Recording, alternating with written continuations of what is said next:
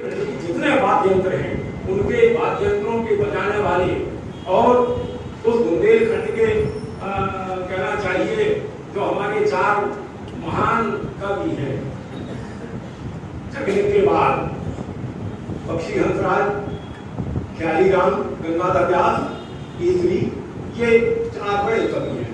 तो इनमें से कौन कौन थे इन रचनाकारों की रचनाओं को कौन कौन गा सकता है? तो उसमें हमने ख्याली राम के की चौकड़ियां गाने वालों को बुलाया था। हमारे मसराई में रहते हैं दो साथी, अब है कि नहीं जानता। ईसरी के की चौकड़ियां गाने वालों को बुलाया था, जो उसी स्वर में, उसी कहना चाहिए क्रम में वो गाते थे। तो ये इतना बुंदेलखंड के प्रति इतना उनका स्नेह था मुश्किल जी का, जो उस बुंदेली प्रसंग में उन तमाम लोगों को उन्होंने आमंत्रित किया था और उनसे उनकी रचनाएं, ईसरी की, गंगाधर व्यास की और ख्याली राम की रचनाएं सुनवाई थी। ये काम इतना महत्वपूर्ण है क्योंकि प्रत्येक व्यक्ति जो भारतवासी है वो ये मानता है कि मातृभूमि और माता ये सर्वप्रथम है। और मैं ऐसा मानता हूं कि भारतवर्ष में रहने वाले व्यक्ति को अगर अपनी माँ से, अगर अपनी मातृभूमि के प्रति प्रेम नहीं है तो उसे भारतीय कहलाने का अधिकार नहीं है। मैं एक श्लोक सुनाकर अपनी बात समाप्त करता हूँ। वाल्मीकि रामायण में भगवान श्री राम ने जब अभी ये कल विजयादशमी का पर्व था और विजयादशमी के दिन जिस समय उन्होंने रावण पर विजय प्राप्त कर ली और उसके बाद अपने छोटे भाई लक्ष्मण से कहा, उसकी एक पंक्ति बार बार तो दोहराते हुए पूरा श्लोक आपको सुनाता हूं। महर्षि वाल्मीकि ने राम के मुख से कहवाया है, क्या कहवाया है?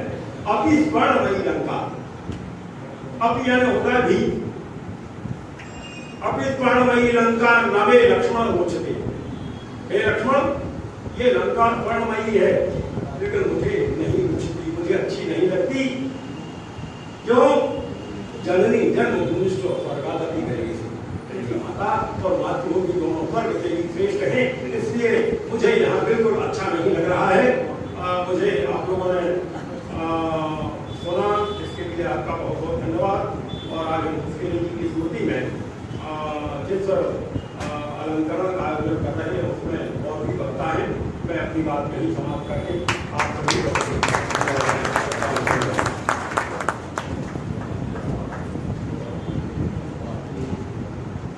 निश्चित ही संस्था के अध्यक्ष ने अपने अध्यक्ष के दायित्व का निर्वहन करते हुए यहाँ पर उपस्थित जिन लोगों का स्वागत सम्मान किया, ये उनका दायित्व था और उन्होंने किया, तो इसके लिए वो बधाई के पात्र हैं। और एक शिक्षक रहते हुए शिक्षा के प्रति उन्होंने जो चिंता जाहिर की या जो बातें कही वो बहुत जरूरी है। वास्तव में संस्कृत कहते हैं कि हर भाषा की जननी है, तो संस्कृत भाषा की लिए उनकी चिंता निश्चित ही विचारणीय है। और साथ ही उन्होंने जो साहित्य के क्षेत्र में उसके लिए जी के अवदान का जो वर्णन किया या चिंता की, उसके लिए भी बधाई के पात्र है। निश्चित है कि ऐसे कार्यक्रमों के माध्यम से हम लोगों के विचार जानकर उन पर अगर कुछ कर सके तो बहुत बड़ी बात होगी। और अब हमारे इस मंच पर आज के कार्यक्रम के मुख्य अतिथि विराजमान है, वो आज अपने वक्तव्य से इस सभागार को नवाजे। मैं उन्हें इन दो पंक्तियों के माध्यम से आमंत्रित कर रही हूँ कि गुलशन को अपनी बहारों के नाश था, गुलशन को अपनी बहारों पे नाश था, वो आए और सारी बहारों पे छा गए, वो आए और सारी बहारों पे छा गए।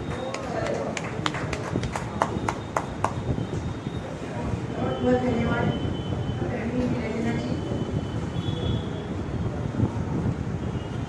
इस सभागार में मंचस्थी परमादेवी सभी परमादेवी है, क्या अलग अलग संबोधित कर के भी आदरणीय सरस्वती जी, परमादेवी त्रिपाठी जी,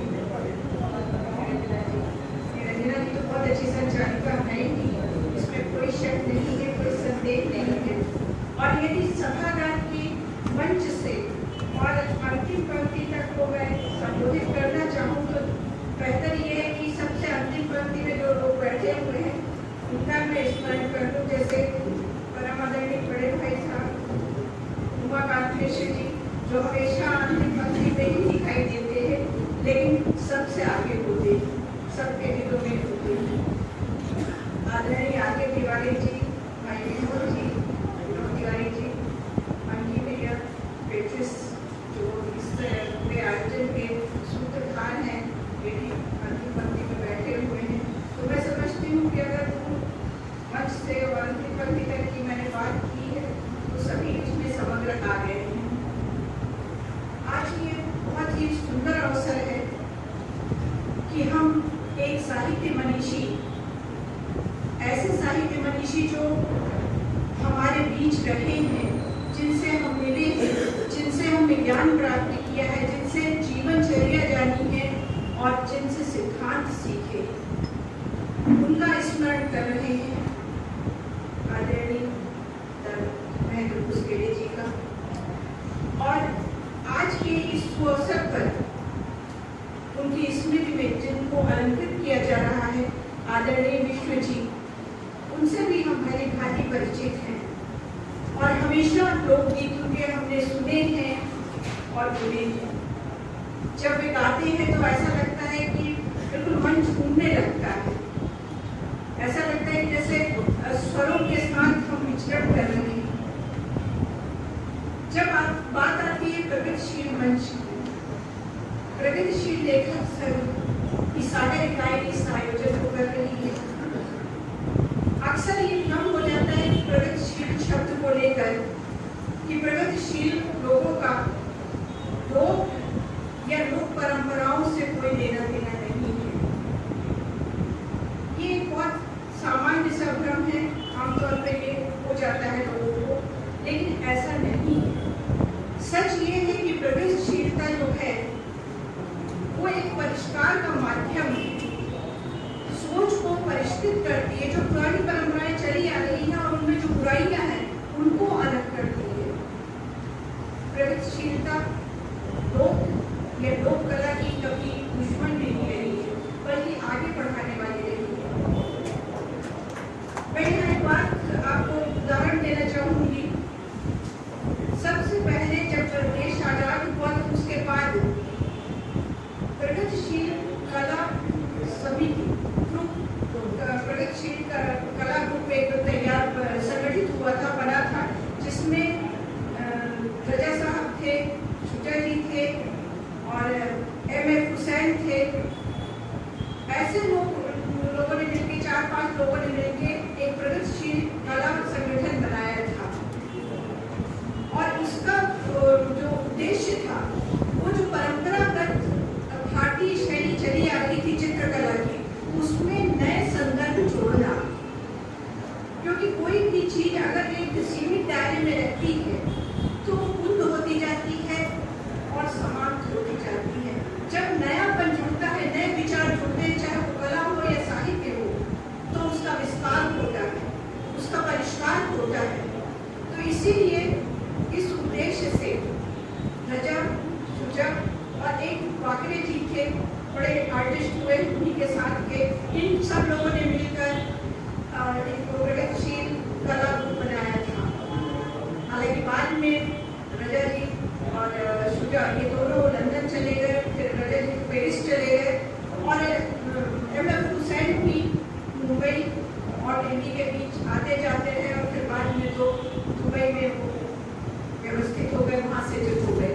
तो इस तरह से ग्रुप अभी उतने कारगर स्थिति में नहीं है, फिर भी लोग प्रयास करते रहते हैं। जो युवा कलाकार हैं वो उस प्रगतिशील जो तत्व है उनको लेकर चल रहे हैं।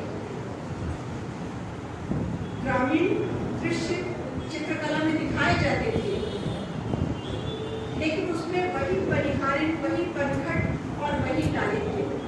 वो बिल्कुल वो तथ्य नहीं आते थे कि एक मजदूर किस तरह से काम कर रहा है। वो मजदूर जो था वो प्रगतिशील कला को मिलाया भारतीय चित्रकला में।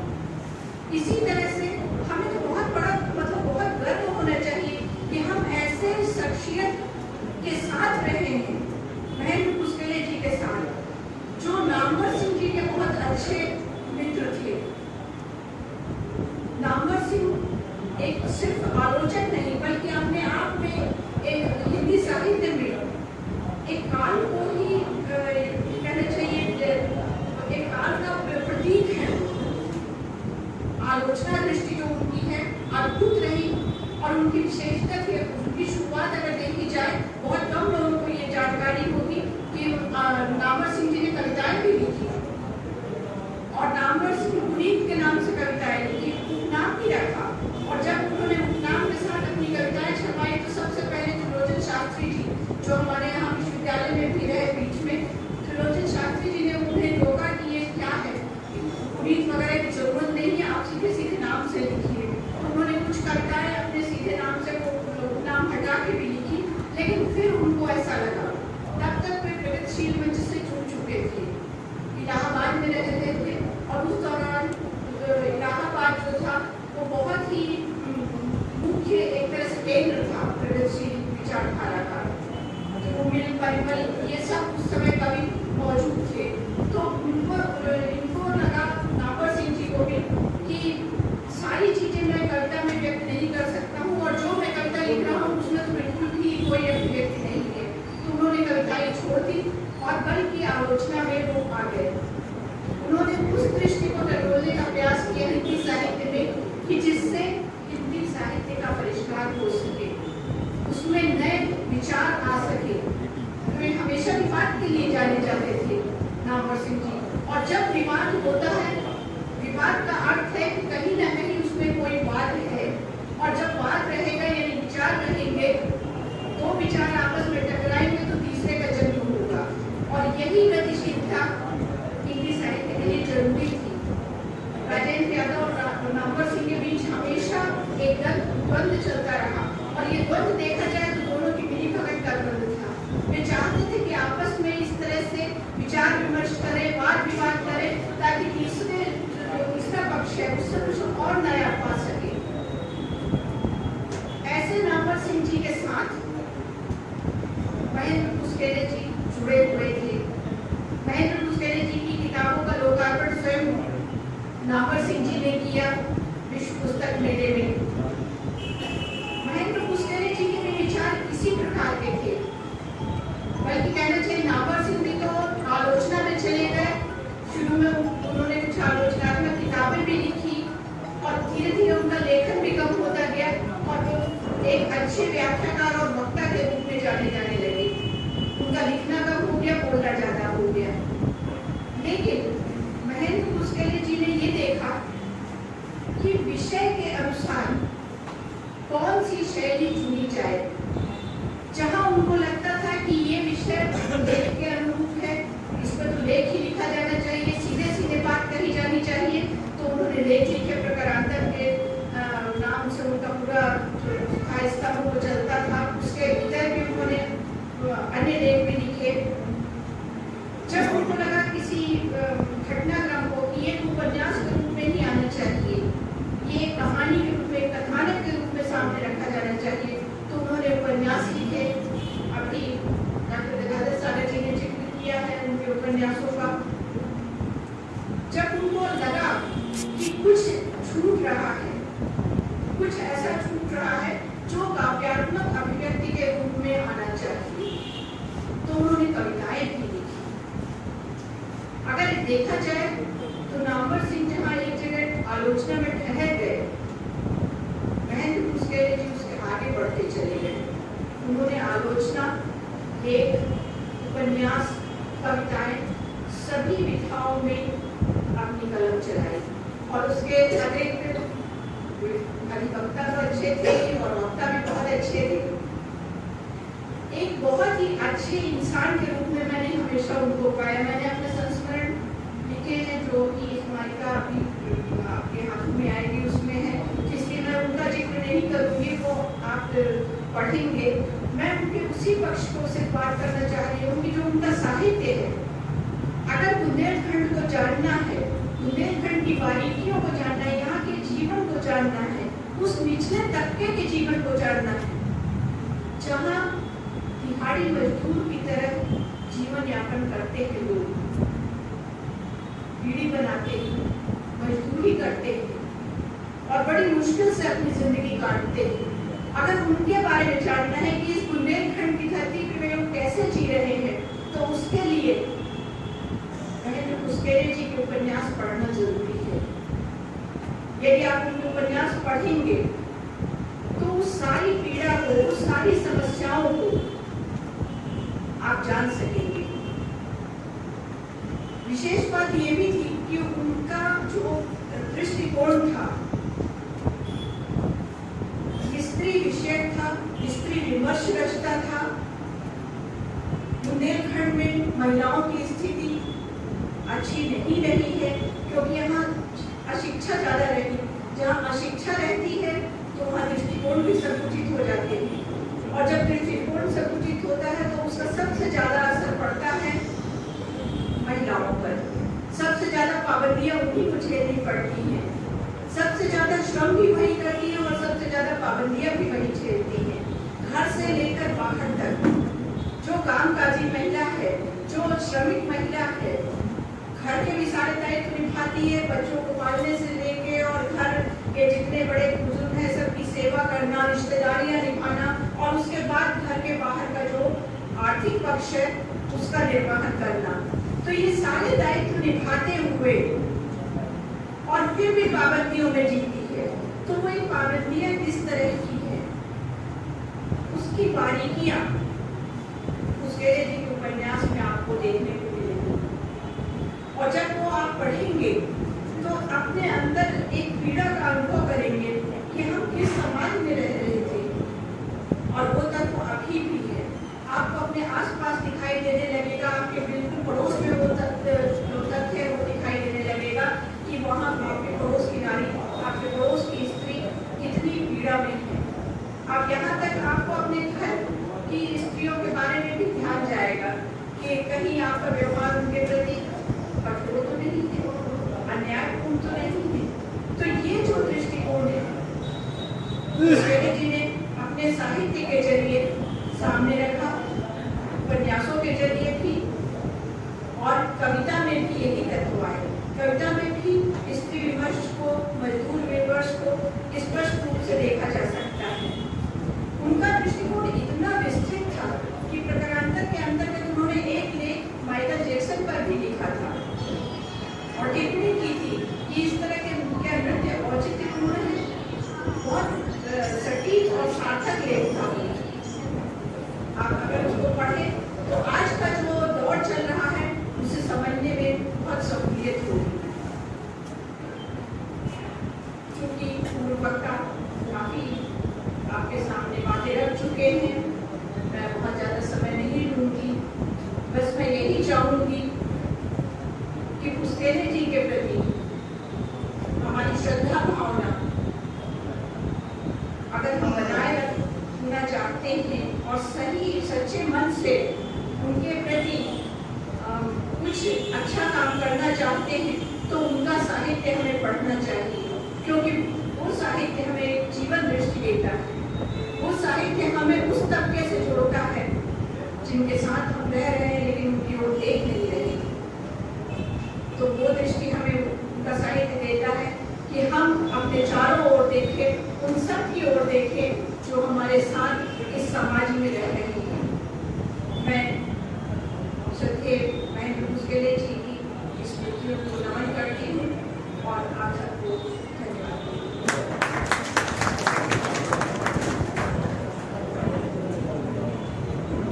जैसा कि मैंने कहा था कि मुख्य अतिथि निश्चित है कि वो पूरे बहारों में छाके पड़ी।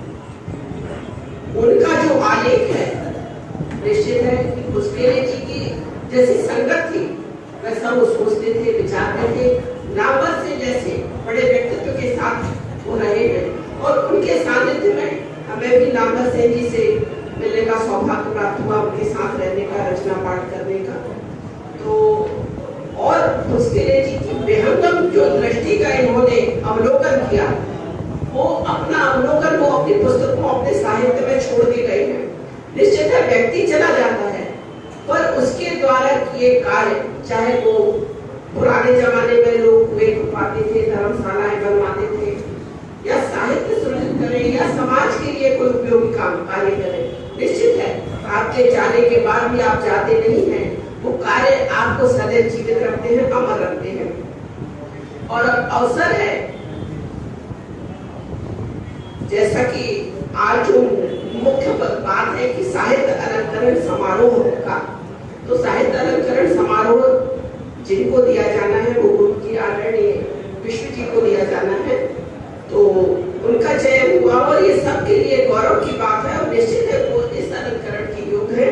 तो मैं उनका इस अलंकरण से सम्मान हो, उसके पूर्व मैं उनके जीवन परिचय वाचन हेतु डॉक्टर नम्रता भुजटेले जी को आवाज दे रही हूँ कि वो आए और उनके जीवन परिचय का वाचन करें। डॉक्टर हरगोविंद सिंह, श्री हरगोविंद सिंह विश्व जी के। धन्यवाद निरंजना जी। माननीय मंच, हमारी प्रमुख अतिथि सुश्री शरद जी, अध्यक्षता कर रहे चौरसिया जी, आज जिनका सम्मान होना है हरगोविंद मिश्र जी और हमारे संस्था के अध्यक्ष त्रिपाठी जी,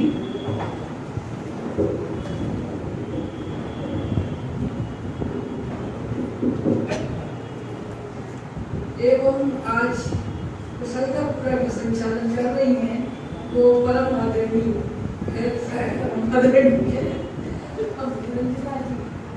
बहुत सुंदर संचालन कर रही है। निश्चित ही गुलशन में फूल की खुशबू फैल रही है और सबको ये संभाव माने रखेंगे। मैं उनको धन्यवाद देती हूँ। आज ये हमारे लिए हर्ष का विषय है कि हमारी प्रगतिशील लेखक सागर इकाई के द्वारा हमारे राष्ट्रीय लोकगायक, कवि, शिक्षक आज उनका सम्मान करने का सौभाग्य तो हम लोगों को मिला है। हम सब लोग आज उपस्थित है कि सम्मान के लिए ये सम्मान हमारे ससुर जी पूजनीय स्वर्गीय महेंद्र के स्मृति साहित्य अलंकार के द्वारा उनको सम्मानित किया जा रहा है। हम सब के लिए, हमारी पूरी संस्था के लिए बहुत ही हर्ष का विषय है, क्योंकि उनकी इतनी उपलब्धियां, असीम उपलब्धियां हैं जिनको इतने कम समय पे बताना आसान नहीं है।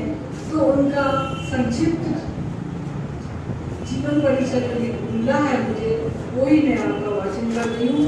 मतलब इतने में ही उनका संपूर्णता, उनके पूरा व्यक्तित्व उनका इसी में समाहित है और मैं उनका वाचन करती हूँ। नमस्कार। आपका जन्म 11 मार्च 1934 को ग्राम जारटोलिया जिला सागर में हुआ। आपकी रुचि बुंदेली का आदि में थी और है। आपने देश के अनेक प्रदेशों में अनेक सांस्कृतिक कार्यक्रमों का प्रतिनिधित्व किया है और प्रस्तुतियां दी हैं। आपको अनेक उपाधियों से विभूषित किया गया है। आपने फिल्म के लिए गीत लिखे एवं फिल्म में नृत्य के लिए भी आपका योगदान है। ब्रजघाट, नई उम्र की नई फसल, टेलीफिल्म, नई किरण, विभिन्न पत्र पत्रिकाओं में आपकी रचनाएं प्रकाशित होती रही हैं। आपके 2 संग्रह अंतरिम कश्मीरा हमारा और बुंदेली अटवाइयाँ प्रकाशाधीन है। रेडियो में आप BI ग्रेड विशेष श्रेणी के गायक हैं। रेडियो, दूरदर्शन पर आपके अनेक गीतों का प्रसारण होता रहता है। ग्रामोफोन रिकॉर्ड्स आपकी विशेष उपलब्धि है। आपने सागर का नाम शिखर पर पहुंचाया। आपकी कला यात्रा सन 1946 से आज तक अनवरत जारी है। आप शिक्षा विभाग से सेवानिवृत्त होकर आज तक लोक साहित्य, कला साधना में संलग्न है। मैं परम पिता ईश्वर से प्रार्थना करती हूँ कि दादा 1946 से जो उनका अनवरत चल रहा है वो हमेशा चलता है और आप सदाई हो, यही मेरी प्रार्थना है। धन्यवाद।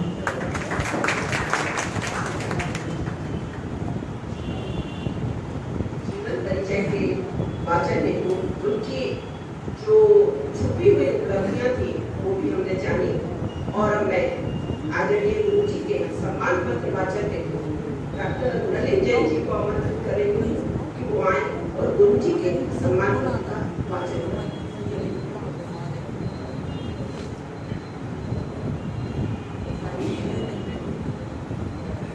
प्रगतिशील लेखक संघ सागर इकाई सम्मान पत्र श्री हरगोविंद मिश्र, लोक गायक एवं कवि सागर।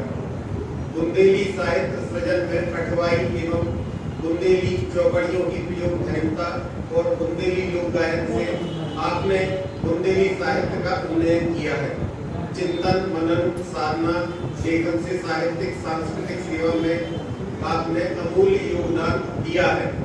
केदार, आज आपको महेंद्र पुष्पेले स्मृति साहित्य अलंकरण सम्मान 2024 से सम्मानित करते हुए प्रगतिशील लेखक संघ सागर इकाई हर्ष और गौरव का अनुभव कर रही है। आपके स्वस्थ, सुदीर्घ, सुखी, कर्मशील, सृजनशील, यशस्वी जीवन की मंगल कामनाओं सहित आदर सहित पैट्रिस पुष्पेले महासचिव, टीकाराम त्रिपाठी अध्यक्ष, प्रगतिशील लेखक संघ सागर जिला इकाई।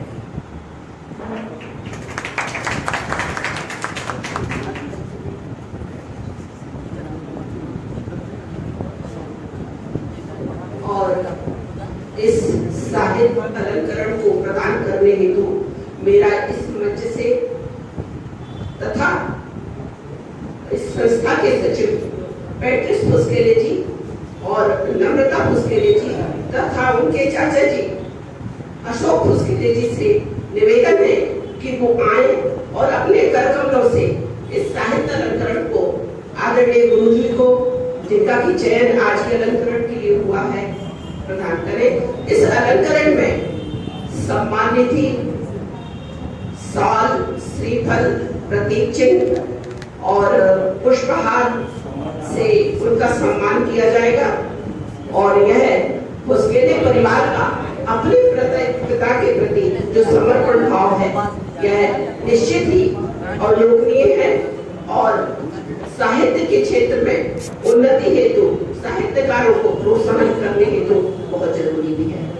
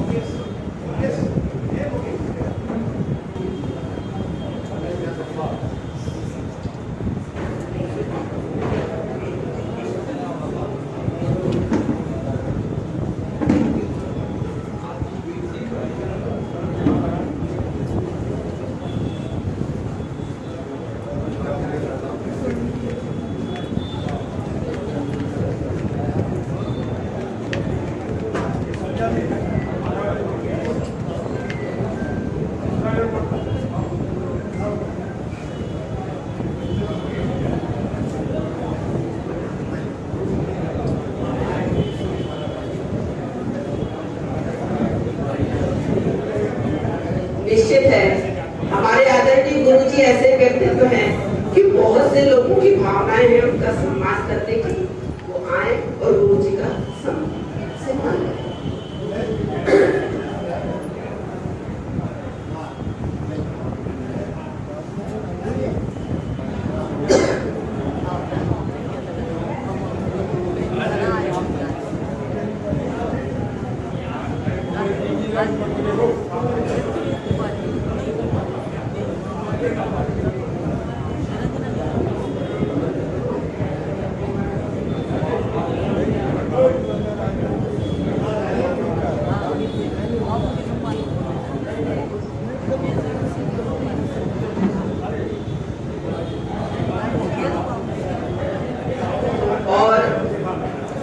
चंद्र कुमार कामरेड जी भी गुरु जी का सम्मान करना चाहते हैं।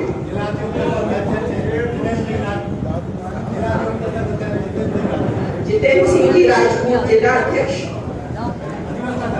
अधिवक्ता संघ के जिला अध्यक्ष भी गुरु जी का सम्मान कर रहे हैं। मैं प्रकट करती हूँ। धन्यवाद।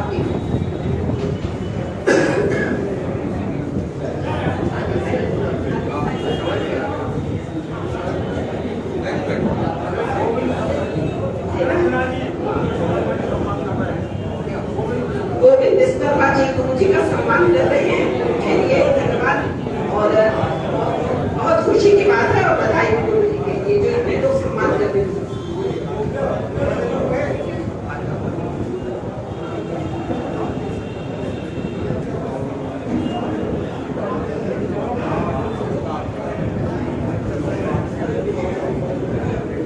बहुत सारी समितियों के लोग भी हमारे बीच मौजूद हैं। एकता समिति से चंपक भाई हमारे बीच मौजूद हैं। संगठन के अध्यक्ष माननीय उमाकांत जी का नाम पहले लिया जा चुका है। चंपक भाई का नाम छूट गया था। हमारे शहर के बहुत बड़े शायर अखलाक साहब में चिरंजीव अयाज भाई मौजूद हैं। Girls arts and commerce college की प्राचार्य हिंदी की विदुषी करो गुप्ता जी हमारे बीच मौजूद हैं और मैं नॉमिनेट नहीं कर पाया था। काशी जी मौजूद हैं, सरिता जी मौजूद हैं और भी लोग गायक भाई देवी जी मौजूद हैं। मानस के साथ भक्त के लेखक भाई लोकनाथ मिश्र जी मौजूद हैं, राजेंद्र द्विवेदी मौजूद हैं, प्रभात कटारे जी मौजूद हैं। बहुत सारे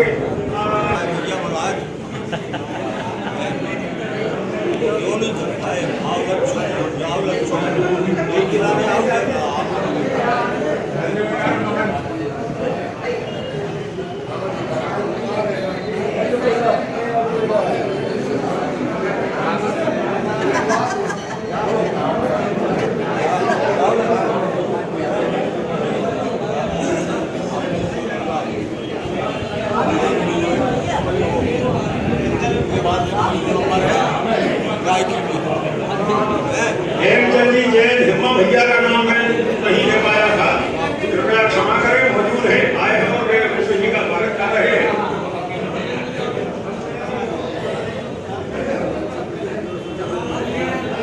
और क्यों हुआ है यह हम उन्हीं की वाणी से सुनकर, जैसे कि सभी लोग के व्यक्तित्व पर निश्चित है कि गुरु जी का व्यक्तित्व ऐसा है कि हर कोई उनका सम्मान करना चाहता है और मेरा विचार है कि उनकी वाणी से भी हर कोई रूबरू होना चाहता है। तो मेरा अभी सम्मानित हुए गुरु जी से निवेदन है कि वो अपने विचारों से, अपने शुभाशीष से इस सभागार को प्राप्त करें। मैं यह मानना पेश कर रही हूँ आपको आमंत्रण के लिए देने के लिए कि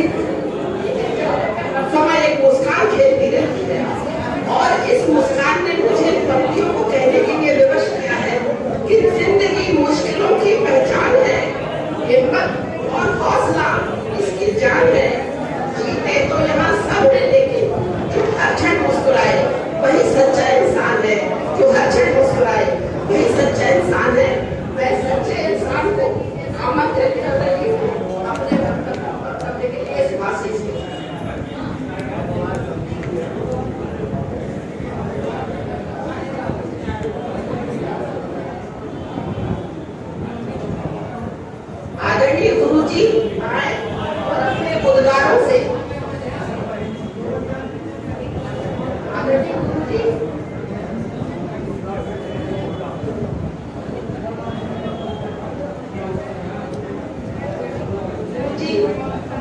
गुरुजी से मेरा विनम्र आग्रह है कि आए और अपने इस सभागार को संबोधित करें तथा अपना आशीर्वाद हम सभी को दे शुभाशीष प्रदान करें।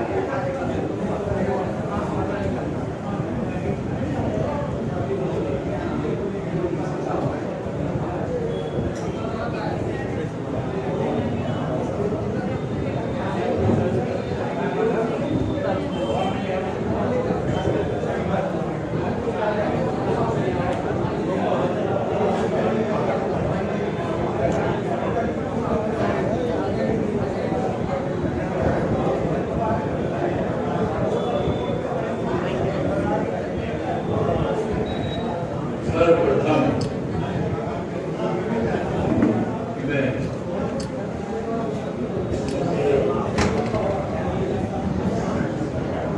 वर्दी मुस्लिम जी के प्रति श्रद्धा नमन करता हूँ।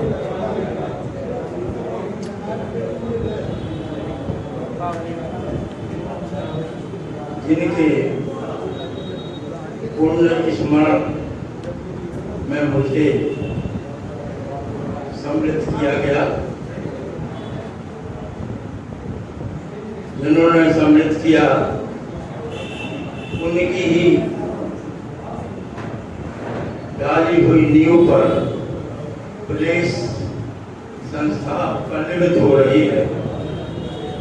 ऐसी उस संस्था के अध्यक्ष पंडित टीकाराम जी त्रिपाठी, राष्ट्रीय पुरस्कार प्राप्त शिक्षक, उनके द्वारा, उनकी संस्था के द्वारा मुझे या मुझे अकिंचन को सम्मान हेतु चुना गया और उस कार्यक्रम के अध्यक्ष परमात्मी सच्चे साहित्यकार और साहित्यकारों को दिशा देने वाले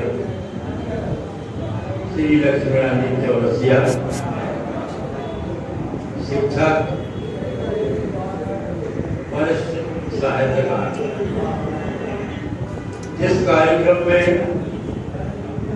मुझे यहाँ खड़ा किया गया या खड़ा होने के लायक समझा, उस कार्यक्रम की मुख्य अतिथि सुश्री सरस सिंह जी मुख्य अतिथि के रूप में हमारे पास मेहमान है। जब तक लोगों को जताया न जाए, जनाया न जाए, वो व्यक्ति क्या है, व्यक्तित्व क्या है, उभर कर नहीं आता, तो जनाया गया उनको। वो देश की बहुत बड़ी साहित्यकार हैं, कहानीकार हैं और उनका नाम जाना जाता है। इस मंच को प्रदान करने वाले पंडित सुखदेव जी तिवारी, जो मेरे बहुत आत्मीय है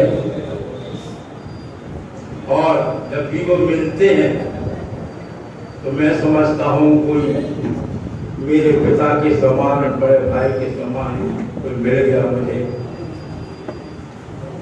इसी भांति सभागार में एक एक व्यक्तित्व की विशेषताएं आप लोगों से ज्यादा मैं नहीं बता सकता।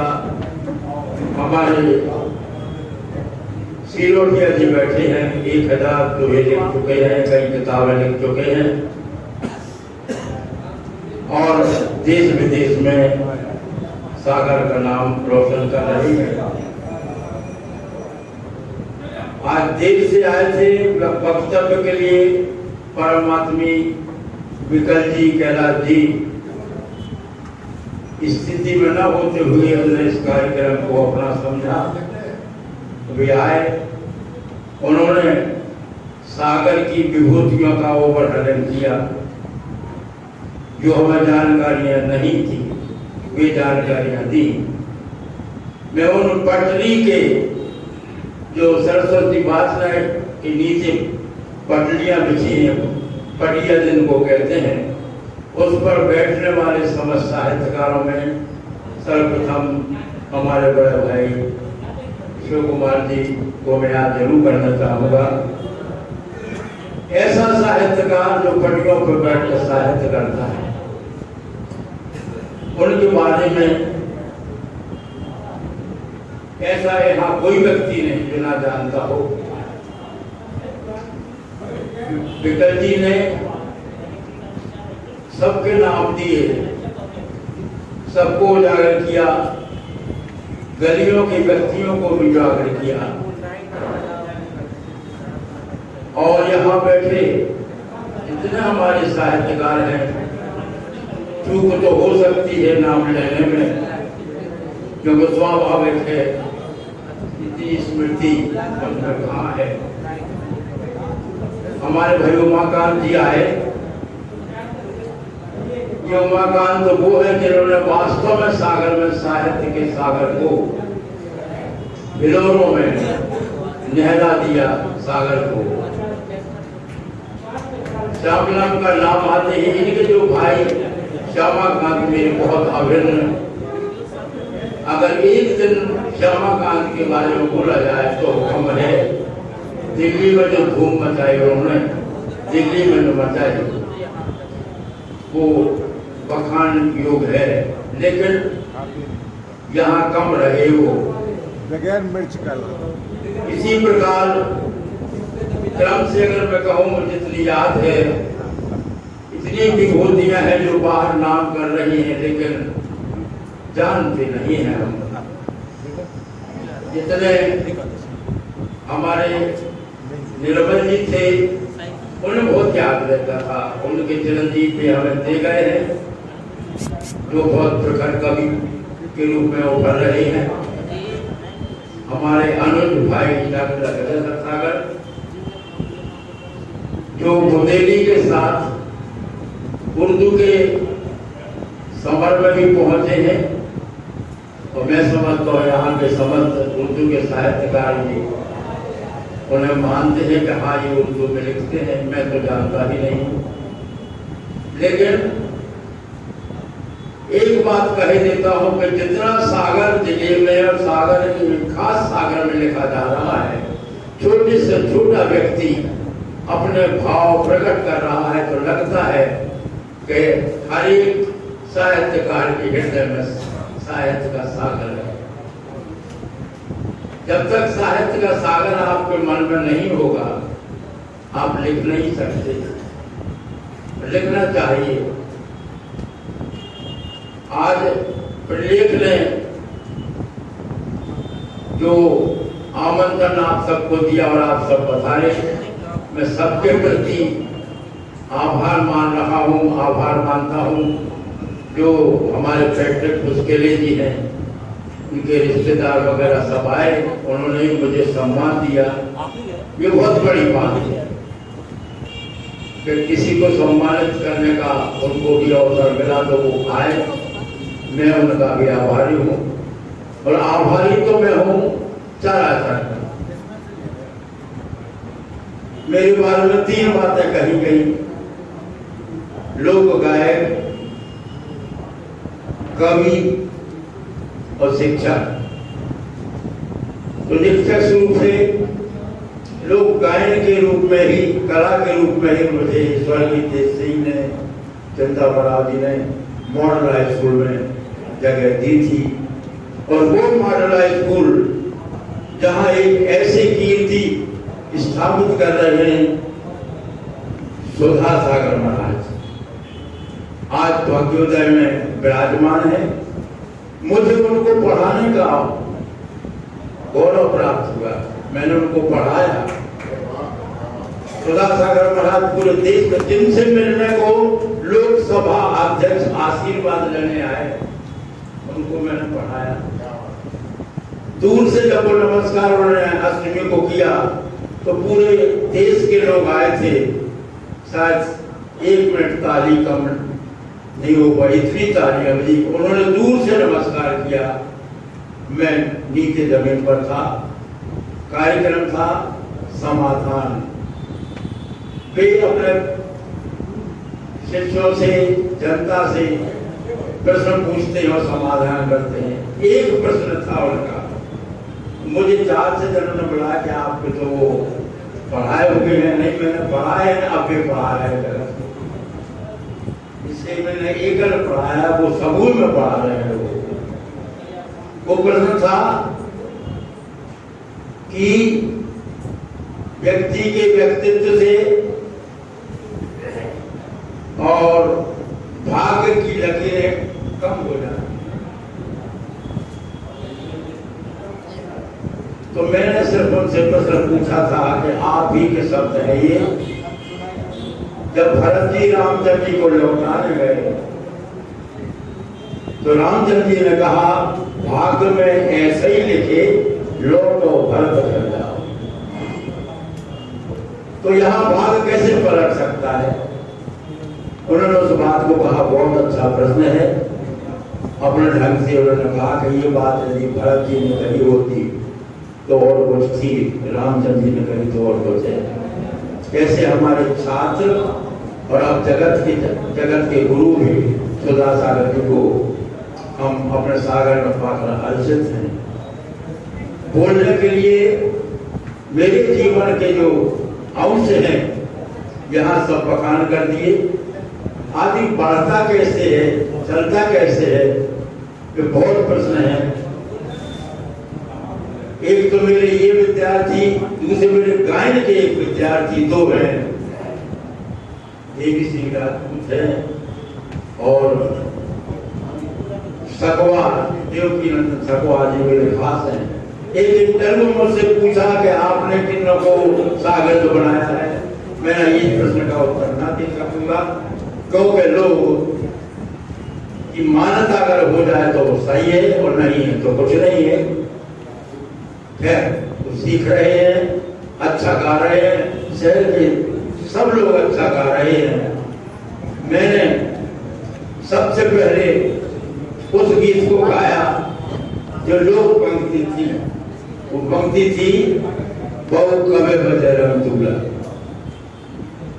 मेरे गांव पर द्वार में से दूल्हा बैठा है, ढपला आगे बज रहा है, घोड़ी पर बैठा चला जा रहा है। तो मेरी अभिलाषा की देख देख दुनिया की दूल्हा, बहुत मन गोर ललचा है, और कौन घड़ी वो आएगी जब ब्याह होगा। ये बच्चों की अभिलाषा थी। वो गीत मेरा जिंदगी में आज मेरे जीवन का गीत बना। यूट्यूब पर कहीं भी आप सुन लीजिए। फ्रांस में मेरे मित्र हैं मिस्टर बेन सागर, जो बहुत लोग जानते हैं। 8 दिन वो हमारे पास रहे, 18 गीत ले गए यहाँ से, फ्रांस में बज रहे हैं। डॉक्टर सोमा कैलिफोर्निया से आए, वहाँ मेरे 8 गीत बज रहे हैं। और लंदन से तो बहुत बज रहे हैं। पर स्वर्गीय तिवारी ने कहा था कि आपके गीतों को सुन के मैं आया हूँ, क्योंकि मीडिया के माध्यम से HMV corridor company, recording company के माध्यम से वो गीत चले गए तो बज रहे हैं। कौन गा रहा है, कहाँ का है, किसी को पता नहीं। हमने भी जो लोग गीत गाए हैं किसी ने लिखे होंगे।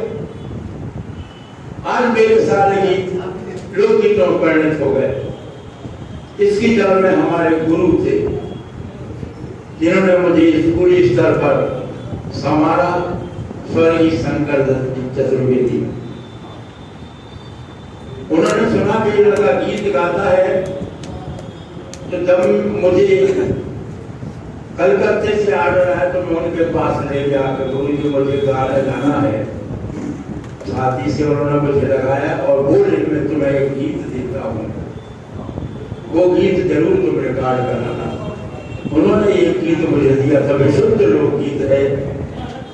देवों की गाय सुरहन, देवताओं की गाय। वो गीत मैंने दिया तो अंजना बहन ने उसको किताब में छापा है। 2-4 पंक्तियां आपको अभी मैं सुनाऊंगा। मेरे जीवन में सागर यूनिवर्सिटी का योगदान, स्वर्गीय विष्णु पाठक का योगदान बहुत है। विष्णु पाठक दिल्ली और हम सब जाते थे, जिसमें श्यामा आदमी थे, वहां से मुझे क्रेज मिला और वहां पर जो गाने होते थे भूदेवी को बहुत सराहा गया। और वहां से चलते चलते नेहरू जी ने एक दिन सागर विश्वविद्यालय के छात्रों में आकर के कुर्सी पर वो बैठे, बोले वो लड़का कहाँ है? मैं पहले ढोलक बजाता था, वो लड़का कहाँ है? तो वो ढोलक भूल गए, तो बोले ऐसा ऐसा करके वो फोटो मेरे पास है। मेरे जितने भी मैं बोलता हूँ सब प्रमाणिक फोटो है मेरे पास। मैं पौन था बोलता ही नहीं हूँ। राधा कृष्ण जी को व्यक्तिगत गीत सुना रहा हूँ, उन्हें भूदेवी गीत सुने मुझसे। तो ये बहुत बड़ी लंबी गाथा है। मेरा एक ग्रंथ निकल गया है, निकल रहा है, उसमें ये सब चीजें मिलेंगी आपको। व्यक्ति बढ़ता कैसे है? अपनों के द्वारा। अपने जब बढ़ाते हैं, जैसे आज मुझे सर्वविख्यात कर दिया, मैं भरे सभा के बीच में एक साहित्यकार का सम्मान पाकर अभिभूत हूँ। और ऐसा ही एक साहित्यकार का सम्मान मुझे भाई उमाकांत जी लाए थे। उसके लिए मैं खेद इसलिए व्यक्त करता हूँ कि परिस्थिति आ गई थी कि मैं उस सम्मान में नहीं जा सका। हमारे आचार्य जी के पिताजी का सम्मान वो था और मैंने उसके लिए क्षमा मांगी थी। तो साहित्यकार का, कलाकार का सम्मान यदि व्यक्ति को मिलता है तो वो बहुत बड़ा सम्मान होता है। अपने लोग, समाज के लोग सम्मान करते हैं, श्रोता सम्मान करते हैं तो कुछ कम होता है, लेकिन जो जानकार व्यक्ति सम्मान करता है उसमें वास्तविकता झलकती है। और मैं पूरा तो आपसे कह नहीं सकता, जैसा मेरे बारे में कहा, सन 46 से मैं गा रहा हूँ, निरंतर आज भी गाता हूँ, 6-7 घंटे आज गा लेता हूँ। ये आप लोगों का सद्भाव, भगवान की कृपा है। जितनी देश की रिकॉर्ड्स कंपनी है उनके व्यक्ति में, जर्मनी के व्यक्ति तो हमारे पास स्वयं आए थे और उनकी है Polydor company. Polydor company Germany की कंपनी है, उसमें मेरे 4 रिकॉर्ड हैं, HLB में 8 हैं। और इसी प्रकार एक मिल कंपनी होती है, उसमें 3 रिकॉर्ड सरगम में, कुल मिलाकर के 16 रिकॉर्ड मेरे देश में बज रहे हैं। अब रिकॉर्ड बज रहे हैं, रिकॉर्ड बजना प्राय कम हो गया, उसकी जगह कैसेट्स आ गए हैं और प्रिंट कार्ड आ गया, बहुत सी विधियां आ गई हैं। लेकिन उनसे कोई फायदा नहीं है। जनचर्चित होना चाहिए व्यक्ति को। जैसे हमारे ईश्वरी अपने क्षेत्र में बहुत बड़ा काम करके गए। मुझे रेडियो वाला ने बुलाया, मैंने कभी टेस्ट नहीं दिया, ऑडिशन नहीं दिया, परीक्षा नहीं दी। चाहे उसमें अहम कहें आप मेरा, चाहे कुछ कहें, मैंने कहा कि जब मैं हिज मास्टर वॉइस से गा रहा हूँ तो मैं रेडियो पे टेस्ट नहीं दे सकता। और मेरा सम्मान करके मुझे बुलाया गया और वहां से मैंने गाना प्रारंभ किया। तो जो रेडियो की विधि है सर्वप्रचलित है। आज के कलाकार रेडियो पर सीखना चाहते हैं, दूरदर्शन पर सीखना चाहते हैं। ये तपस्या का काम है। कलाकार को तपस्याधारी होना चाहिए, तब वो कहीं कुछ पा सकता है। इसी प्रकार जो सम्मान मुझे मिला है, सम्मान के बारे में 2 बात मैं कहना चाहता हूँ। गांव का जोगी जो बड़ा, आन गांव बसंत होता है, लेकिन हमारे सागर की 7-8 संस्थाओं ने इस बात को मेंट किया है। सागर विद्यालय के विवेकानंद विश्वविद्यालय ने मुझे सम्मान दिया, अनिल तिवारी ने। बुंदेली पीठ में, यूनिवर्सिटी में विठल भाई सम्मान हुआ। फिर हमें जोशी जी का सम्मान मिला। गीत वाली मिलन का सार्वजनिक सम्मान मिला, कबीर आश्रम का सम्मान भी मिला मुझे, अभी हाल में रमेश दत्त दुबे का सम्मान मिला। तो दुबे का सम्मान जो मिला वो एक बहुत बड़े साहित्यकार थे, जोशी जी बहुत बड़े साहित्यकार थे, और आज पुष्करी जी का सम्मान। तो कुल 128 सम्मान मेरे पास है, 129वां सम्मान हुआ है। मैं इन सम्मानधारियों को, सम्मान देने वालों के प्रति हृदय से आभार मानता हूँ। और आज का जो सम्मान है कई मायनों में अलग है। एक तो राष्ट्रपति पुरस्कार प्राप्त व्यक्ति सम्मान दे रहा है, तो राष्ट्र से सम्मान प्राप्त सबको होगा। देश में प्रदेश की कितनी संस्थाएं हैं, उसका अध्यक्ष, उसकी संसद है, तो कितना सम्मान नहीं मिला। उसके सदस्य जितने हैं उनने सम्मान दिया तो वास्तव में। और बाद में हमारे कितने चहेते मित्र आए, मुझे पुष्पहार, किसी ने श्रीफल साथ दिया, मैं उन सबका आभार मानता हूँ। जब सम्मान घर में मिलता है वही सम्मान सही होता है। पूरे देश में सम्मान मुझे इतने मिले हैं। मदर टेरेसा का सम्मान मेरे पास है, स्वर्गीय जीवनलाल जी और शराब साहब ने सम्मान दिलवाया। बसारी में जो सम्मान मिलता है बहुत बड़ा सम्मान, तो बुंदेली का सम्मान है। ओरछा महाराज ने सम्मान दिया। इस पर बाहर अभी हेमचंदी जैन वगैरह, अंकलेश्वर द्विवेदी ने मेरा नाम इंदौर भेजा, तो इंदौर में विठलभाई का सम्मान मुझे प्राप्त हुआ। तो ये क्यों भेजते हैं नाम किसी का? उनके पास उनकी लिस्ट में किसी का कृतित्व व्यक्तित्व रहता है, इसलिए वो भेज देते हैं और मिल जाता है। वहां एक बुंदेली रचना पूरा हाल गूंज उठा। जब भी सम्मान देते तो किसी को बोल नहीं देते, जैसा मुझे यहाँ बोल दिया है। तो मैंने उनसे कहा था, हेमचंद जी यहाँ है कि भाई मैं 2-3-4 मिनट तो बोलना चाहूंगा, जब मैं सम्मान को जाऊंगा नहीं जाऊंगा।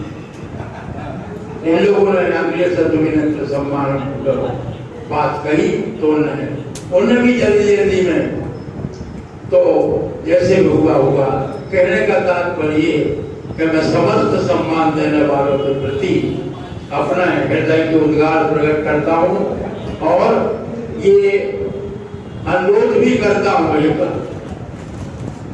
कि जो अभी त्रिपाठी जी ने कहा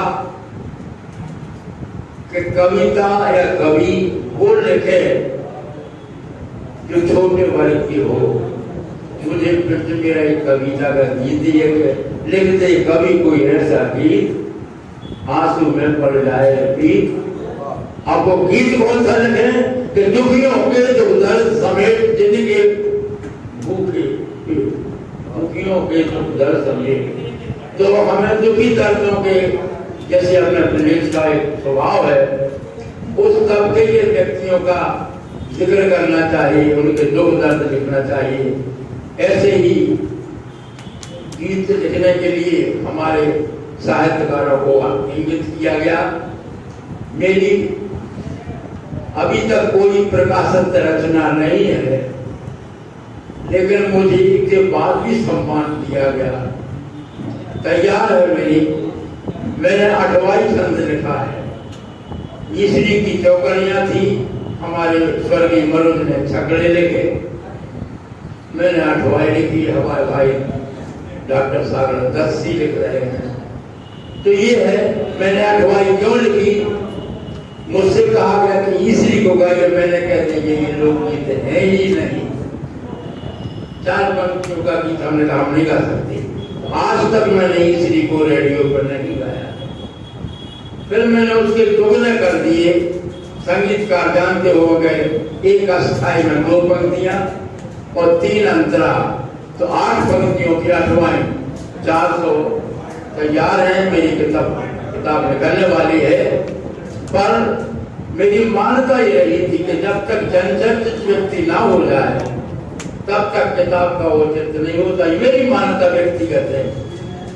और मैं चूंकि मंचों का कलाकार रहा हूं और हूं, इसलिए मैंने जगत को देखा है जनता को देखा है, उनकी मांग को देखा है। मैंने विभिन्न आयाम लिखे हैं और जो आम बोली की बात है इसमें स्वर्गीय उसके लिए की 3 संकेत या 3 हिदायत मैं आपको बताना चाहता हूँ। तुलसी सम्मान मध्य प्रदेश सरकार के लिए मैं उनसे एक पत्र लिखवाने गया। उन्होंने कमला प्रसाद का नाम लिया और उनको एक चिट्ठी लिखी। उसी के साथ उन्होंने मुझसे कहा कि देखो भाई हरगोविंद जी, तुम लोकगीत गाते हो, मैं जानता हूँ, लेकिन लोकगीत में हम उन मूल्यों को ना भूलें जो हमारे घरों में, हमारी महिलाओं के बीच में, जैसे दादरे होते हैं, बच्चों के गीत होते हैं, किसानों के गीत होते हैं, खेतों के गीत होते हैं, मेला ठेला। मैंने भैया मैं वही लिखता हूँ और मैंने उनकी सलाह मानी। फिर एक बात उन्होंने हमसे और कही कि जो धरोहर आपकी है उस धरोहर में जो गीत आप लिखे हैं बुंदेलखंड में सैकड़ों कहावतें रमेश दत्त दुबे ने उनको लिखा है और मैं सर्वाधिक उनको विकास करके उनके भाव को लेकर के लिखता हूँ। उसमें भी ऐसा है जैसे कि कहावत चलते पहले दिन को काम, तो उसको मैंने इंगित किया और वो रचना मेरी राष्ट्रव्यापी रचनाएं हुई। जैसे घुसखेली जी का जो सानिध्य मिला, उनको हम सम्मान देने वाले थे, हमारे भाई साहब ने इंगित किया, लेकिन फिर सम्मान लेने आज तक भी नहीं आया। उनका सम्मान मुझे मिला तो दोनों प्रकार के सम्मान मेरे पास हैं। अतः मैं बैठ घुसखेली, प्रवेश और सागर की समस्त साहित्यिक संस्थाओं के प्रति आभार